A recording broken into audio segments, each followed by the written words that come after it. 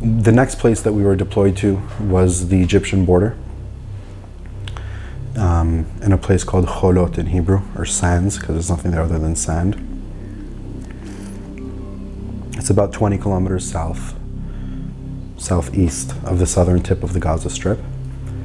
That was our second combat deployment. We were there for 4 months. And during the time there, we kind of faced a different reality.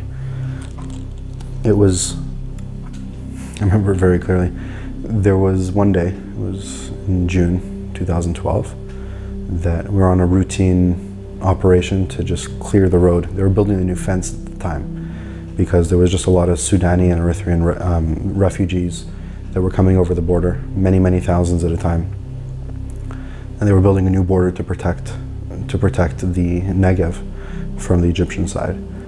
And we had to go every morning, and something that happens every single day all across Israel. We had to go every morning and just clear the road and make sure there weren't any explosives or infiltrators or anything. And right at the very beginning of starting the operation, we got the call on the radio that 3 terrorists had infiltrated from the Sinai Desert, and that we should just drop everything we're doing and come, because we were the Quick Reaction Force at that time, the QRF. We got there, only to find that the 3 soldiers that had already deployed were just taking heavy fire. They were hiding behind a little sand dune about 2 feet high, and we had the upper hand because we were still not in the firefight.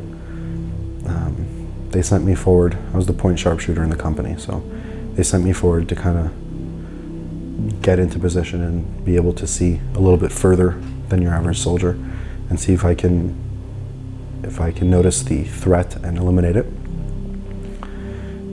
During the firefight, they operated a claymore, which is a IED, or a roadside bomb, if you wish. That it was exploded in our luck. It was facing the wrong direction, but they deployed one of those on us. They fired 3 RPGs, or rocket-propelled grenades, that are fired from the shoulder, and emptied about 7 to 8 magazines of Kalashnikov, which is a 7.62 round, bigger than the round that we use, and it's not the NATO round either, not for small arms. There was 1 person killed in that operation, and that was actually an Arab that was working on the fence and had showed up to the work site before it was recommended by us to come in, and he took a bullet to the head and he was killed on the spot. It didn't matter to the terrorists. They had come from Gaza. They infiltrated the border from Gaza to Israel is very, very strong and tight.